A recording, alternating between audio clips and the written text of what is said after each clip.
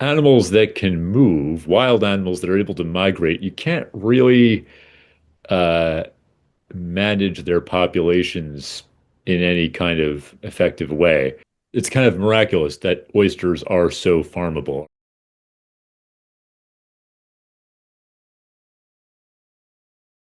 On the surface, the phrase oyster wars seems like a crazy thing to say. Pirates and cops fighting over just shellfish. It gets even crazier when all the long and complicated battles are explained in detail. At the end of the day, all of the actual fighting came back to this. In the mid 1800s, the rapid industrialization of railroads, dredging, and more revolutionized oyster harvesting and distribution across the U.S. These innovations accelerated the industry's growth and made it increasingly profitable. As John Wennerston notes in his book, The Oyster Wars of the Chesapeake Bay, what had originally been a tiny business of the Baltimore docks ballooned into $1 million business. On the eve of the Civil War, nearly 60 packing houses lined the city wharf. With all these increased profits, intensified competition started to sharpen tensions based on state boundaries, fishing methods, and all other sorts of things. For many fishers, profit came first and sustainability second, if at all. Legal reforms were made to try and regulate the industry, decreasing tensions and increasing sustainability, but poachers and out of state dredgers would come into conflict with law enforcement, thus starting the Oyster Wars. The Oyster Wars were violent reactions to ineffective state responses to the Industrial Revolution, and greatly intensified the atmosphere at the time by offering no incentives for sustainable practices, imposing only weak limits on new technology, and poorly enforcing regulations, so that conflict became inevitable. Oyster wars occurred during a time of major industrial advancements. During this time, dredging, aquaculture, steamboats, railroads, and canning became popular, which revolutionized the harvesting and selling of oysters. Dredging, steamboats, and aquaculture made harvesting much easier.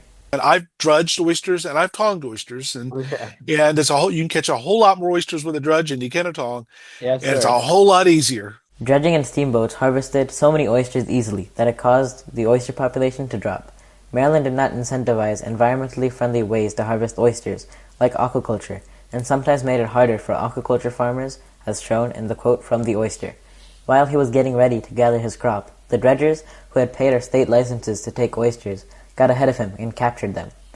The oyster population decreased from around 14 million bushels a year in 1875 down to 1,005,000 bushels a year in 1960. Additionally, aquaculture, a way to farm oysters with less harm to the environment by leasing oyster rocks to farmers for them to grow oysters on, was used in states like Virginia and New York, but not in Maryland. In Virginia, there was a divide between oystermen and farmers. The people who were able to afford the leases for the oyster rocks, we call them rocks, oyster grounds, were people who had a little influence and money. This shifted waters from public to private in Virginia. Aquaculture was also used in New York much earlier than in Maryland. They quickly figured out that you can farm oysters. Canning and railroads were a big part of the oyster industry.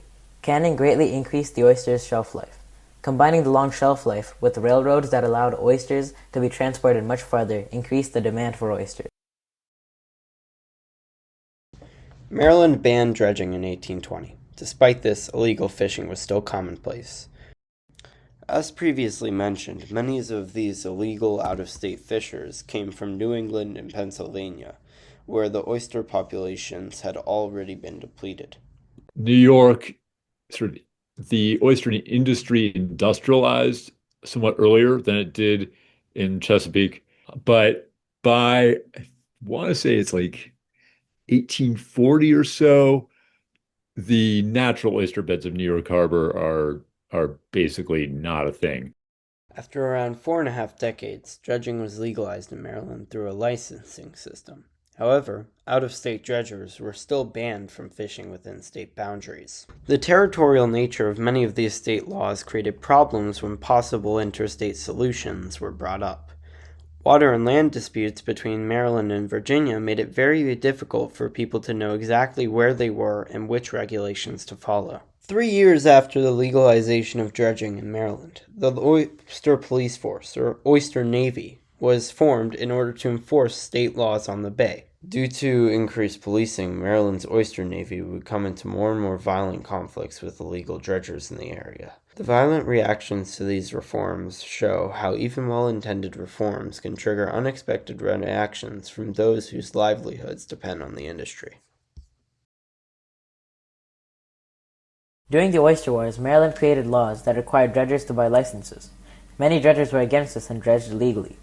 To enforce the dredging license laws, Maryland created the Oyster Navy in March of 1868. The Oyster Navy's first captain was Hunter Davidson. The Oyster Navy started very underfunded and it couldn't enforce laws. During the season of 1869 to 1870, there were 563 vessels licensed in Maryland to dredge for oysters. Despite the law prohibiting out-of-state dredgers, many outsiders registered their vessels under Maryland owners with false bills of sale. Though the Oyster Navy had a rough start, Commander Davidson utilized a 12-pound cannon, along with other weapons, to make the Oyster Navy enforce laws better. Under Hunter Davidson's captaincy, there were few violations of the law, and he was prompt in arresting offenders. There were many outbreaks of fights between the Oyster Police and Oyster Pirates.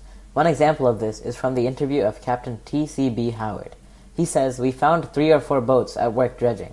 We blew to the first boat to haul down its jib. Then I called to him, and he still refused to haul down his jib. Then I opened fire on him with rifles, first in her rigging and then into the cabin, when he hallooed for quarter. The oyster pirates that came down from other states played a role in illegal fishing and the violence that happened." There were tensions between Marylanders and Virginians. The state border was not clearly defined. If you read a lot of the literature that comes out of Maryland, you will hear the story, especially from the Crisfield area, that Virginians just crossed the border and, willingly just destroyed everything they could. And it actually went both ways. The Marylanders came over to Virginia. It's all the same thing. Wherever there were oysters is where you went. Pirates also came down from up north. The bay had many more oysters than the areas up north. And the habitats are slightly different. You may end up that the fishing up there was more hazardous in general. Local watermen occupy a respected and almost iconic place in Maryland's lore. Despite this, much of the oystering industry, which once made Baltimore Harbor so rich, has now gone into decay. The boom in harvesting from the late 19th century to the early 20th placed a huge dent in wild oyster populations. By the 1950s, what did remain of the oyster populations in the Chesapeake was demolished by the oyster diseases, notably MSX and Derma. As the oyster resource started to deplete, both because of overfishing and because of disease, a lot of the oyster shucking houses on both Maryland and Virginia went out of business. This population decline effectively ended the Oyster Wars, as quite frankly, there was nothing left to fight over.